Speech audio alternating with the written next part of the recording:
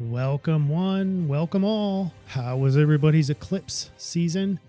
We had a couple of those, lunar and solar eclipse, and we learned what to do for the next 6 months, and that is to stay in a perpetual state of peace, no matter if you're doing or being, staying in that flow. But now, this week, it's all coming together. I don't know if it's coming to a climax yet, because we still have that Saturn-Uranus aspect that we'll be talking about. But this week it's about power. And not just power, it's a coming together of connection, the power of connection, and then the just power in general. And so as a result, we're going to be comparing power. Power comparisons is the influence, and I'll describe more what that means. But basically, as you can see on the summary slide, the I-Ching says coming together. That sort of implies relationships, two people or two contracts, two companies coming together, merging.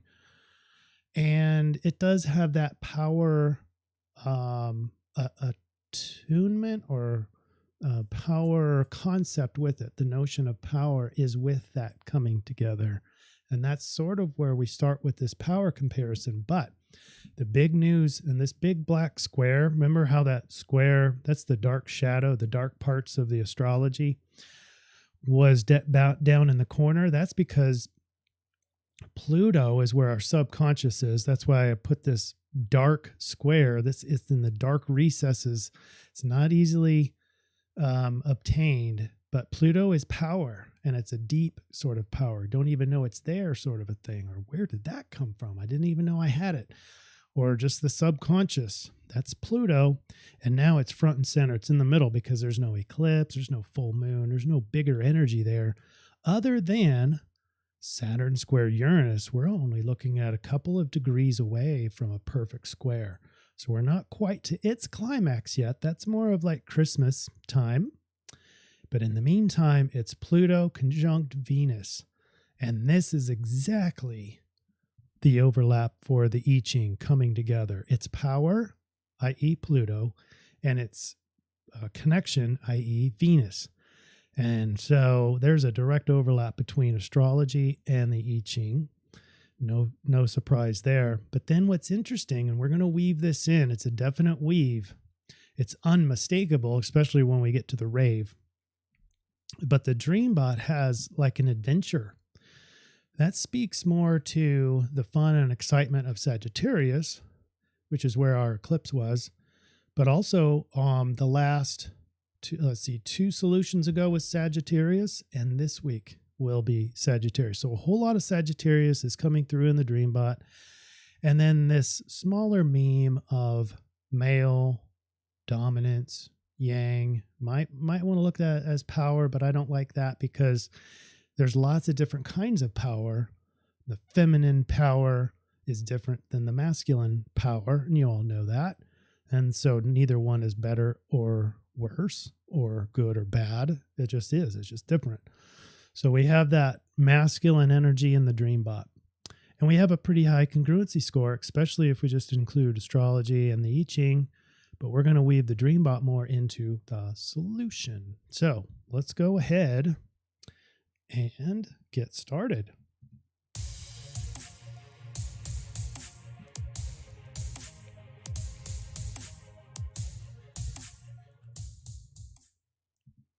Before we start talking about comments, which I'm so appreciative, there's so many shout outs to give out, but I had to sort of crop down what I wanted to talk about to move this thing along. But if you haven't subscribed yet, make sure you're doing that. And thank you for your likes and shares. It is making a huge difference. We're having quite a few more views recently, and I appreciate all of your help in that. So, few comments worthy of note. And this one was over on Telegram. If you haven't gotten on Telegram, the link is down below, National Dream Center, and that's where you're going to get some of these updates. But shout out to Terrence and Joy. And Terrence says, my wife and I are listening to your weekly report. We enjoy reading along with you and as the solution unfolds. But basically, he's saying that It's cut off on the left side. And now I see that now as I look back on the replay, and I fixed that. But I'm also going to hopefully do something new, which at least on Telegram, I'm going to take the snapshot that I read on the solution slide. I'll post that actually on Telegram, so you can go in, click on it, and zoom in and out and help you remember that. In the future, I'll try to, again, redo that on Instagram and Facebook, but no promises there. It's what I used to do with these old CIRF reports, but it just got too cumbersome and my software broke down. So I'll try to get all that fixed, but we'll start with Telegram is where I'll put the snapshot. And if I don't put that up, someone remind me. I know someone will, because you all are awesome. But shout out to Terrence. Thank you. And then teacher coach EV talks about how a magnetic reversal occurs every 200,000 to 2 million years. This is because we talked about the hypothetical of the pole reversal, which really disrupts civilization. And the last one was supposedly over 2 million years ago. So we're told. And so I guess we are overdue. As of now, the magnetic North Pole is somewhere off Siberia, and the magnetic South Pole is a little north of Australia. So that's a lot of meandering, and it's not uncommon for poles to reverse rather slowly over many years, sometimes within seconds. And that was the hypothesis with the woolly mammoths. So they had tropical plants in there, even frozen in their throat, so it wasn't even digested yet. And so the hypothesis is that the poles reversed so fast, the cold air came in and instantly froze them. Who knows if that was true? Shout out to CR user saying, great job, thank you. But I'm not sure I recall seeing a comment from CR user. So thank you. And then Linda, I love this comment, says, what an optimistic outlook. Thank you. I feel over the next 6 months, those who have been increasing their inner light will be shining so brightly that those who chose darkness will no longer be able to deny the light. I love that concept. Don't give up. Don't fall into made up or manipulated negativity. This isn't her. Sorry, I'm mixing. Let me read it so that you know what she said and what I'm saying is basically the same thing. But she says, indeed, patience is imperative. Remain centered in peace while moving forward. Stay heart-centered, and the path will open up to pure abundance. We are on our way to a new world. Thank you, Linda. Huge shout out. I love those concepts. And we all need to remember that. Stay in peace, stay in love, and continue to move forward. No apathy. Hold your ground. All right. The winner of this week's comment, as evidenced by 7 up arrows, is Brian Adams saying, avoiding conflict is like avoiding a toothache. The longer you ignore it, the more it's going to hurt. Don't hold on to stuff, not for a second. Process it and let it go. Remember, security without freedom is called prison. And just so wise, Brian. Thanks for those comments, and thank everybody for voting in this week's comment section. All right, ready? Dreambot. Let's zoom in. Here we go. It's not a whole lot to talk about, although good news, the Dreambot looks like it's back and healthy again. So all the red arrows is where we have exciting adventure, the top word being up there in the red, adventure. And then the male and yang is all the boyfriend, uncle, sort of more of a testosterone sort of a meme. It's small. Just keep in mind that it's relatively small. So now let's get into December again, just a review of the month in general, because there's a lot happening. We have the Saturn square Uranus, which is the status quo fighting against the freedom fighters and the people who want individualism and freedom and change. And so that goes maximum or climax on the 24th. That's a square, and the square produces conflict. So you're going to see more protest. You're going to see more clashing of government versus people. You just will. And it's not like after that, like on the 25th, it's not like it goes away. So the energy is still there. But what we're looking at is relatively close to the 24th. The climax of this clash will be in place. And then it'll take another 2 months from there to start wilting away to a sufficient degrees away to where it's no longer a predominant effect. So it doesn't end right after this climax, but you get my drift there. We have Mars this week in between these vertical goalposts. Mars goes into Sagittarius, another emphasis on Sag. This is a very adventurous, by the way. Halfway through, Mars going into Sag, and we have the Dreambot right there. Adventure. It's exciting adventure. So, and especially Mars coming out of Virgo, where everything is all shoulds and not heavy, but crisp and clean to-do lists, and everything that you need to get done is getting done. But now Sag is going to have a lot more fun.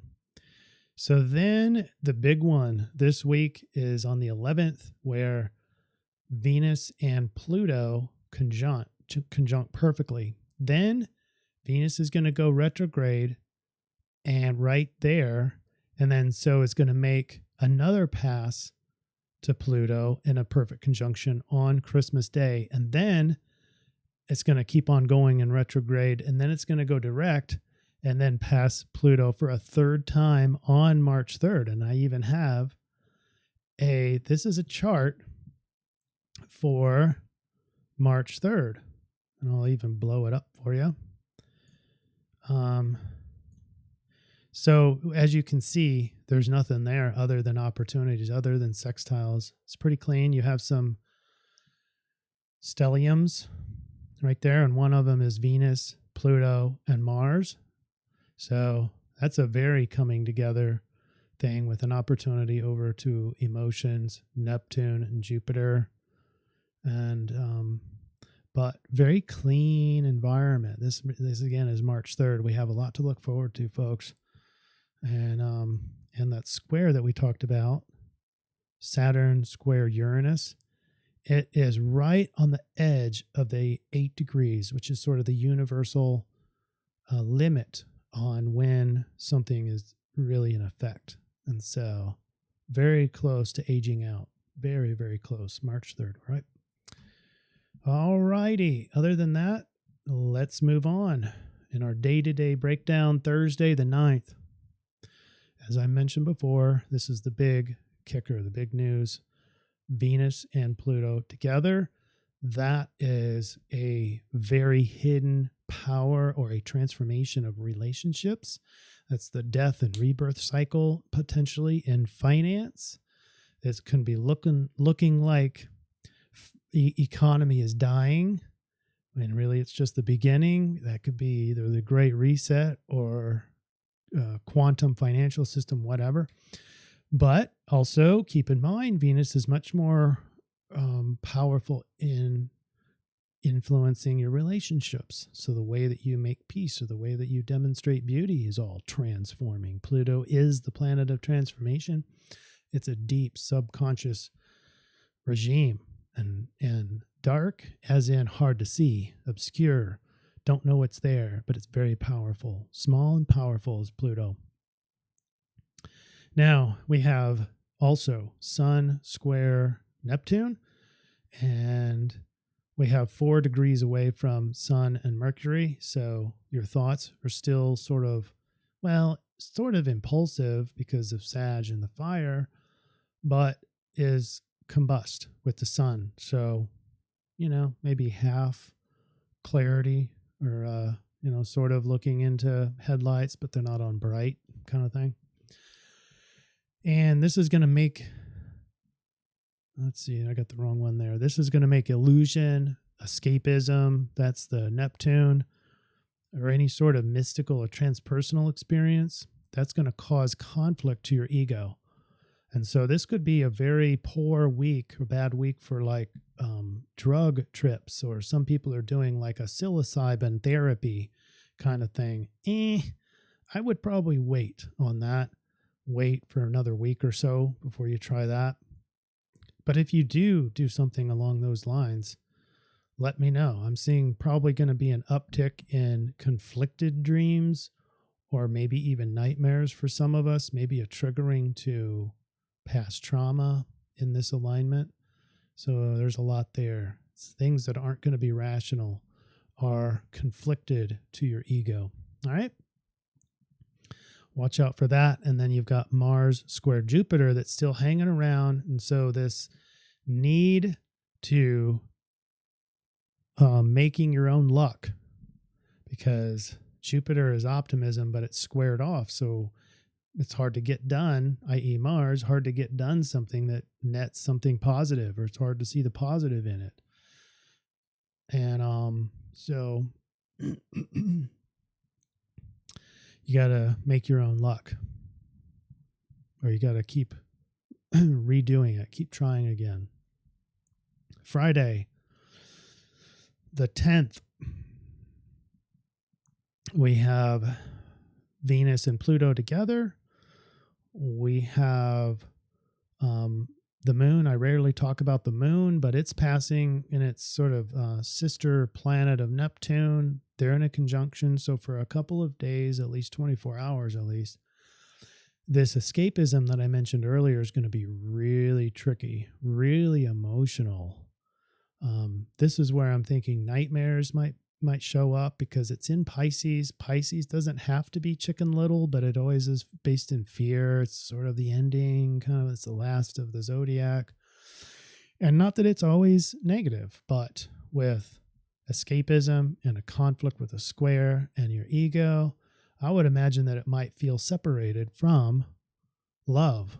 And that would be, by definition, some of you experience sleep paralysis, nightmares, flashbacks, PTSD. So watch out for escapism. Okay. It's going to be a very emotional time for Neptune. On the other hand, this little hidden Jupiter sextile Mercury is where you have a complete mind. Yeah, your logical mind is about 7 degrees away from the sun, so still a little bit tainted, if you will. But the higher mind, wise mind, is all there, conflicted with Mars. So as long as you're not trying to get stuff done, you're going to have a full mind, and wisdom will be there. Wisdom will be logical. You'll be able to ascertain it. There's an opportunity there for mind. On Saturday, this goes exact. Venus and Pluto are exact together, 25 degrees of Capricorn, 19 minutes.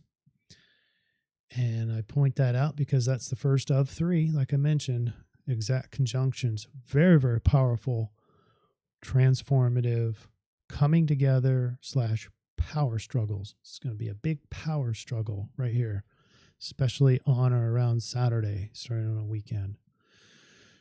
Mars has a trine over to the emotional Neptune, and it's going to be easy to bite off on compelling emotional illusions. It's going to be easy to escape because energy flows more easily to a trine than it does to a square. So remember, Mars is squared off to Jupiter.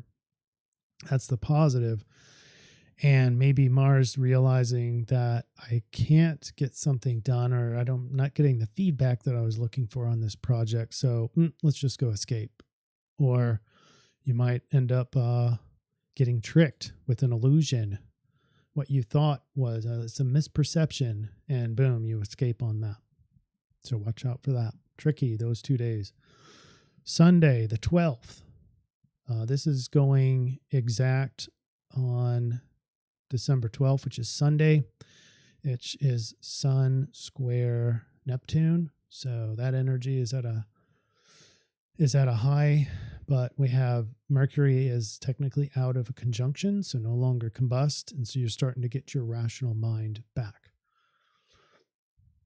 And just pointing out that Saturn square Uranus is only 1.5 degrees away. It's our countdown to climax.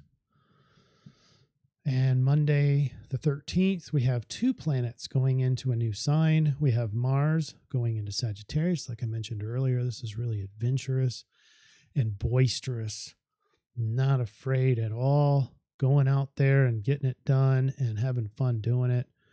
And then Mercury, mainly getting out of the sun's combust, is now free to think about what's next. So sort of future oriented, maybe thinking logically about goals and where you want to head to. So goal driven thoughts, go boisterously adventurous, boisterously go out and adventure. Major shifts in your thoughts and your willpower. Then there's an emotional war with the power differential. Because remember, we had Venus and Pluto together, conjunct. So that's a coming together and a power struggle, square to the emotions and the warrior type emotions. It's an emotional war with the power differential and the relational transformation. So this makes us supercharged, and it makes it a little bit more conflicted now.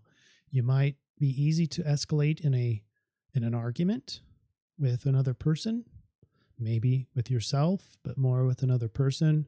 Harder to make peace, harder to see peace out of a power differential. Tuesday. Now, remember Saturn and Uranus. So Moon is now going past Uranus, which means that the side of this conflict between the status quo, government, foundation, and eccentricity and freedom and individualism is getting much more sided emotionally to the freedom side. So you're going to see the freedom fighters are much more emotional. And we obviously saw, if you were paying attention, when the moon was transitioning behind Saturn, you were seeing that the reverse was true. You're seeing the status quo. Everyone wants to keep it the same or follow the rules. Those people were much more emotional and outspoken. Now the reverse. And that is Tuesday the 14th. You're going to see the freedom fighters much more emotional and reactive. Easy for goal-driven thoughts to resonate with emotionally charged freedom cries. There's a lot there, but this conflict, this energy is going to be building, and then the outlet on the freedom side is to easily go over to Mercury. So Mercury can adapt to create some goals because it's in Capricorn. So it's going to resonate. So your thoughts and your emotions, particularly around individuality, character, change, all that context with Uranus, even the mad scientist, is going to easily flow up to the rational mind. And so inventions are going to be here. That's the hidden. There's creativity in Uranus, especially like with technology and electricity and stuff. That information and that energy will flow to the rational mind and goal-oriented. That is a sign of potential breakthrough technology, invention. It's the alignment for that. Wednesday, the 15th, last day of our CIRF report. Jupiter, sextile, Sun. This is a new opportunity, and ego is going to feel great optimism. It's a big opportunity. Jupiter now is clean from any conflict. What we had before, that was Mars, and Mars is separated now in a good way, all by himself up in Sagittarius, so still on that adventure. And so now we have the second day of emotions supercharging the Uranus side. So that's a 2-day event, basically, ish, day and a half, where the moon's going to be with Uranus. And so charging up the mad scientist and the individualism.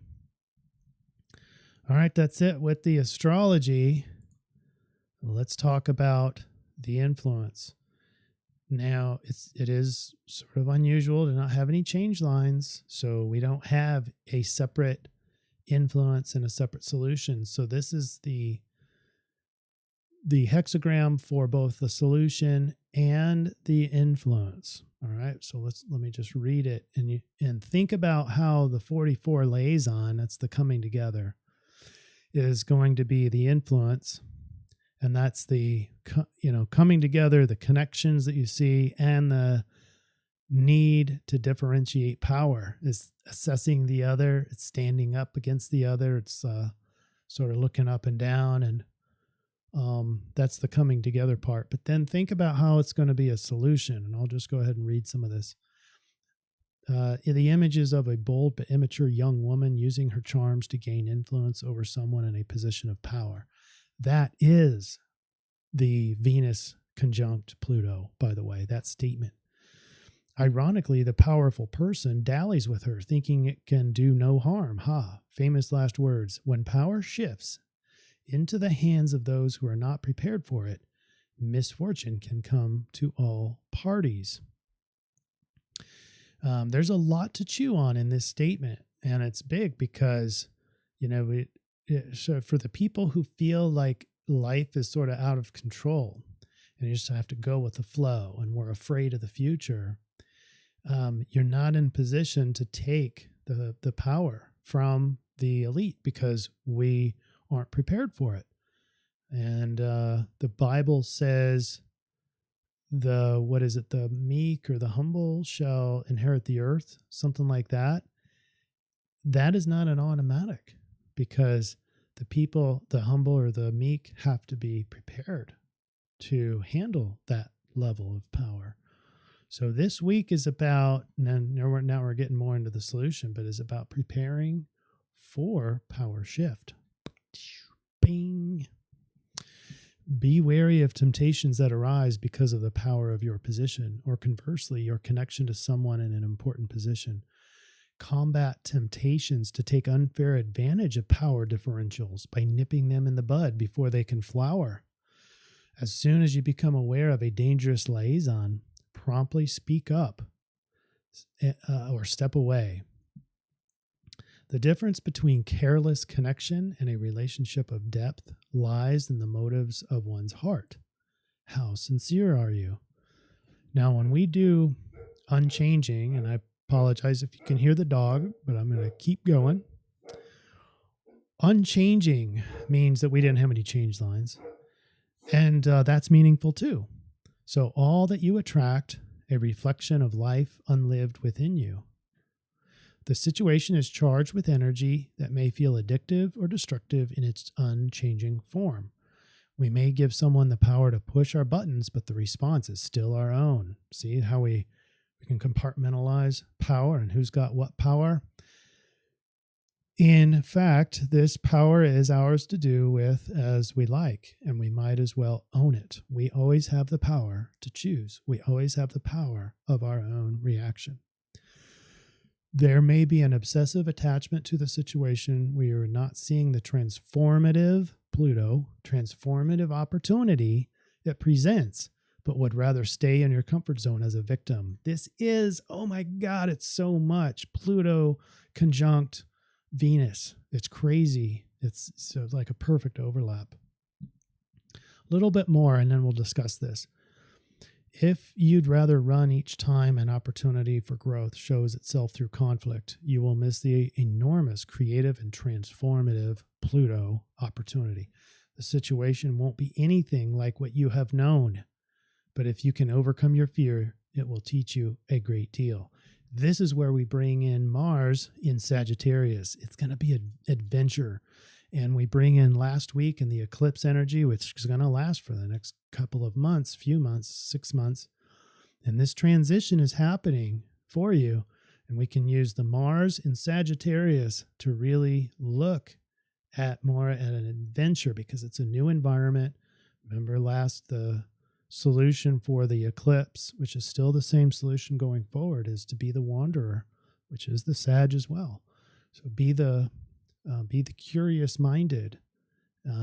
Overcome your fear. Mars in Sag doesn't have any fear. It just adventures out with curiosity and excitement. So we put our Mars and Pluto into the calculator, and guess what we get?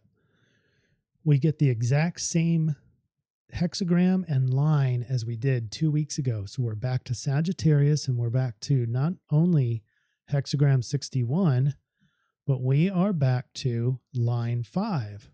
Now let me go through this again.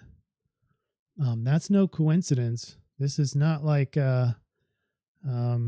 that we're back to Pluto, and so we had to go. I just basically copied this after figuring out that we were right back to the exact same line.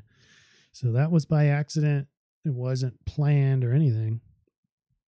On December 11th, we have the 25 degrees, and then the next conjunction on Christmas Day, Pluto and Venus, that's going to progress to the next line up, line 6. That's appeal. So we're going to cover that one in a couple of weeks, but it's a profound attunement to the collectivity that can lure the public to a truth. Inspiration that can bring clarity to the collective. That's coming on Christmas Day, all right? And but now on the 11th, this one is at 25 degrees Capricorn, 19 minutes. It's influence again. Remember this one from a couple weeks ago? The enlightened father figure, and this goes back to the Dreambot, the masculine energy. The enlightened father figure who recognized wisdom and powerful assertion can mold a generation by its influence. The pressure to know that may result in influence and wisdom. This is still the power differential. Do you guys see that? The power differential is everywhere in here. So we're going to have to sort that out in the solutions, and we're going to go do that now. Now I'm going to zoom in. Oh, isn't that where? That was part of the problem. I didn't go to the new. There we go. All right. On the top side, these are two fighters that are, it's like the press conference prior. So they're sizing each other up. That's what the influence is going to feel like, because you've got connection. So connection is with another person. It can be conflicted, or it can be an old harmonious relationship, or a current new one. Doesn't matter. But deep down inside, subconsciously, Pluto is in there going, how powerful are they? Do I have an opportunity here? That's the influence. That's not what I'm telling you to do. That's not the solution. This is the influence. We're sizing everybody up. The archetype of power is more the influence than relationships, but it is both. Comparing, sizing up, manipulating, obsessing, naivety, networking, and possible extreme feelings of separation. That's the feeling this week that you're looking for as the influence. And now here's the solution. And it looks like it's all in there, but I will point out and remind you, we got hexagram 44 of the I-Ching. That's looking for the temptations that come with power differentials. Be sincere. Look for opportunities in the power structure. And also look for connecting with people of higher influence if it's right for you. And then Rave Mandala says pressure to know that results in influence and wisdom. That's power, baby. Influence and wisdom. And remember, an enlightened figure might influence more people, with a whole generation, according to the Rave, with a recognized wisdom. All right, so look for that. And then Sagittarius, we've been hammering down Sagittarius for the last few weeks, almost month. And it's expansive and free and wise, wide-ranging, optimistic. We don't want to be too confrontational, though, especially this week. And we don't want to be impatient. All right, what does this all mean? So triangulating all these means that the solution returns to the exact same Rave gate and line with Pluto conjunct Venus. The I-Ching solution, the 44, confirms the two energies coming together, and synchronistically is titled just that. Pluto and Venus are coming together. Relationships are coming together. And that's the title of the I-Ching, coming together. This week, this is the marrying up of connections and power. And it's going to challenge all of us to use higher level wisdom to carefully interpret whom to follow and join forces with. Discernment is a big tool this week. First, look out for temptations that arise from power differentials. Although you can this week, abuse of power brings karmic consequences. So let's say because you're aware of this emphasis on power differentials, you're going to probably see some opportunities where you can get more than what you maybe deserve, or you might want to abuse this power for a selfish gain. And this is saying, watch out for that because of karmic consequences. Be sincere, but be authentic, but follow universal rules of do unto others as you would have them do unto you. The golden rule. Okay, let's get back to the reading. But even though there's these opportunities to abuse power, we don't want to hide away because there's going to be these big opportunities this week too. The best opportunities exist by optimistically, that's Sagittarius, expanding your own horizons and aligning more with influential people who exhibit your same core values. Perhaps an enlightened figure accelerates in influence. Use the Sag solution to be wise, expansive, philosophical, and perhaps even spiritual. Don't be too patient. Don't be too impatient with finding opportunity. So let the opportunity present itself to you. So the summary sentence, the summary phrase to remember is empowering yourself, empowering with the right connections. And we do that with values. You shall know them by their actions, but also you should know what they stand for, what their values are. And if the biggest values that you have are overlapped with theirs, then it might be a good ally to obtain and to be in line with. If your values are different, I would suggest, even if you have an opportunity to gain, that would not be suggestible to sacrifice your values in order to get the gain, even though you could. All right, does that make sense? We had weeks before where the connection wasn't all that important. So it wasn't like using people, but it was just any connection, any type of overlap you have with someone else or any similarity is fine, and just align with them to get your power. That's not this week. Values are very important, and it is better to not join forces if the values are different. So be careful with that. Make sure you use discernment. Make sure you know who you're following and why. And hopefully don't kid yourself. Be very objective with this.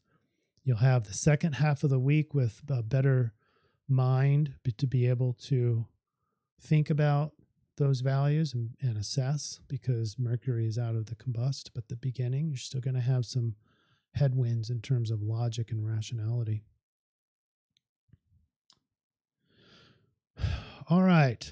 Now, what else? Don't forget to go over to Rumble and just give me a thumbs up over there, even if you don't particularly follow that. We're getting a lot of great flow on both YouTube and Rumble, but just make sure you know it's there. I'm going to keep posting it to YouTube, obviously. We're growing there. We're growing over on Rumble. And we're also growing on Telegram. I'm just reminding myself now after this to make sure that I put the solution slide that you see here onto Telegram. We're going to start there, and then eventually, hopefully, I'll start getting my software repaired, and I'll be able to do that back on social media. But we'll start with Telegram first, so make sure you're subscribed over there. And I appreciate everybody. I appreciate all of your support here. It means the world to me.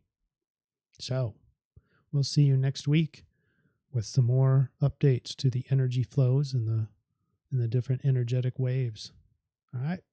It's a minefield, but stay peaceful. Make sure your state of being is inside as we maneuver through different levels and different environments. All right. Take care.